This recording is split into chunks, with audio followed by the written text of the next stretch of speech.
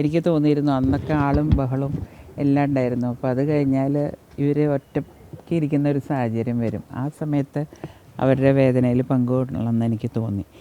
പിന്നെ എൻ്റെ ഭർത്താവിനും നന്നായിട്ട് ഒരു കുട്ടിക്കാലം തൊട്ട് കുട്ടികളെ മുഴുവൻ ഡോക്ടറാണ് നോക്കിയിരുന്നത്. ഡോക്ടർ പിറ്റേ ദിവസം തന്നെ വന്നു. അപ്പം ഞാൻ ഇതൊക്കെ ഒന്ന് കഴിഞ്ഞിട്ട് ഞാൻ വിളിച്ച് അവരോട് പറഞ്ഞു. അങ്ങനെയാണ് ഇന്ന് വന്നത്.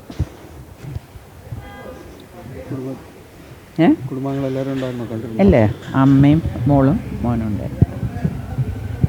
അവരെ പണ്ടേ അറിയാം. അപ്പുറത്ത് മറ്റൊരു കാര്യമുള്ളത്, പുതിയ പ്രസിഡന്റ് വന്നിരിക്കുകയാണ്. അതെ, എങ്ങനെയാണ് നോക്കുന്നത്? അതിനകത്ത് തന്നെ വലിയ പ്രശ്നങ്ങളുണ്ട്, സ്വാഭാവികമായുള്ള പ്രശ്നങ്ങളൊക്കെ ഉണ്ട്. എൻ്റെ വ്യക്തിപരമായിട്ടുള്ള അഭിപ്രായം, ഞാൻ ആ പാർട്ടിയിൽ ഉണ്ടായിരുന്ന ആളാണല്ലോ. കെ സുധാകരൻ എന്ന് പറയുന്നത് ശക്തനായിട്ടുള്ളൊരു നേതാവ് തന്നെയായിരുന്നു. അതിന് പകരം വയ്ക്കാൻ ഇപ്പോൾ ഒരാളെയും ഉണ്ടായിരുന്നു. പക്ഷെ അവരെയൊക്കെ തള്ളിക്കളഞ്ഞ് എന്തുകൊണ്ട്, പിന്നെ എല്ലാവരും അദ്ദേഹത്തിൻ്റെ കഴിവുകൾ തെളിയിക്കട്ടെ. നമുക്കിപ്പോൾ അതിലൊന്നും പറയാനില്ല. പക്ഷെ കാത്തിരുന്ന് കാണാം. കെ മുരളീധരൻ്റെ ഒരു പ്രധാനപ്പെട്ട പ്രസ്താവന വന്നത്, ഫോട്ടോയിലെങ്കിലും കണ്ടാൽ തിരിച്ചറിയുന്ന ഒരാൾ വേണം.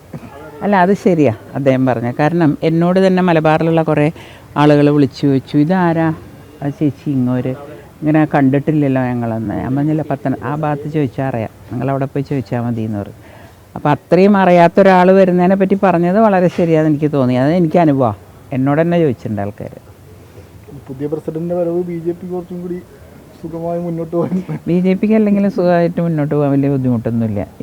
കാരണം ഇവരുടെ എങ്ങോട്ടൊക്കെയാണ് പോകണതെന്ന് എനിക്കറിയാം. ഇതിൽ കഴിവ്, എല്ലാവർക്കും കഴിവ് ഇല്ല എന്ന് ഞാൻ പറയുന്നില്ല. അതിൽ 1-2 പേര് കഴിവുള്ളവരുണ്ടാവാം. പക്ഷേ ഇവർ തമ്മിലൊരു യോജിപ്പ് വേണ്ടേ? ഒരാൾ ഇടത്തോട്ട് പോകുമ്പോൾ ഒരാൾ വലത്തോട്ട് പോകും, പിന്നെ തമ്മിലൊരു ചർച്ചയില്ല. ഇത്രയും കാലം മുമ്പ് ഇലക്ഷന് തോറ്റിട്ട് നമ്മൾ പരാതി കൊടുത്തിട്ട് അതിനെപ്പറ്റി ഒരു അന്വേഷണം പോലും ഉണ്ടായിട്ടില്ല. പിന്നെ എങ്ങനെയാണ് തെറ്റ് തിരുത്താൻ പറ്റണേ? അപ്പോൾ പുതിയൊരാൾ വന്നിട്ട്, ശരി, സണ്ണി ജോസഫിനെ പോലെ ഒരാൾ വന്നു. സണ്ണി ജോസഫിനെ കണ്ണൂർ ഭാഗത്ത് അറിയാം. എനിക്ക് തോന്നുന്നില്ല ബാക്കിയുള്ള സ്ഥലത്തൊന്നും അത്ര അദ്ദേഹത്തിന് അറിയും എന്നുള്ളത്. പിന്നെ അദ്ദേഹത്തിൻ്റെ കഴിവ് തെളിയിക്കട്ടെ. എല്ലാവരും പറയണ്ടല്ലോ, പുതിയത് വന്നു, പുതിയ നേതൃത്വം വന്നു. ഇനി അതൊക്കെ ഒന്ന് നമ്മൾ കാണാം. ഇത്രയും ഞാൻ പറയുന്നില്ല ഇതിന് ഉത്തരം. മുരളീധരന് വേണ്ടിയുള്ള ക്യാമ്പയിനൊക്കെ ശക്തമായിരുന്നു. പക്ഷേ അല്ല, അദ്ദേഹം നല്ല കഴിവുള്ള KPC പ്രസിഡന്റിനെ തെളിയിച്ചതാണല്ലോ. പിന്നെ തെളിയിക്കേണ്ട ആവശ്യമില്ല. പക്ഷെ എന്തുകൊണ്ടാണ് അവരൊക്കെ മാറ്റി നിർത്തി, സീനിയർ നേതാക്കന്മാരെല്ലാവരും മാറ്റി നിർത്തി? ഇപ്പോൾ ഞാൻ പറഞ്ഞില്ലേ, ഇപ്പോൾ മുല്ലപ്പള്ളി രാമചന്ദ്രനുണ്ട്, പിന്നെ അങ്ങനെ വളരെ സീനിയറായിട്ടില്ല, ഇവരൊക്കെ മാറ്റി നിർത്തിയിട്ട് എന്താണ് ഇവരിൽ കണ്ട പ്രത്യേകത എന്ന് എനിക്ക് മനസ്സിലായിട്ടില്ല. സഭ കോൺഗ്രസിൻ്റെ കാര്യങ്ങൾ തീരുമാനിച്ചു തുടങ്ങിയതാണോ?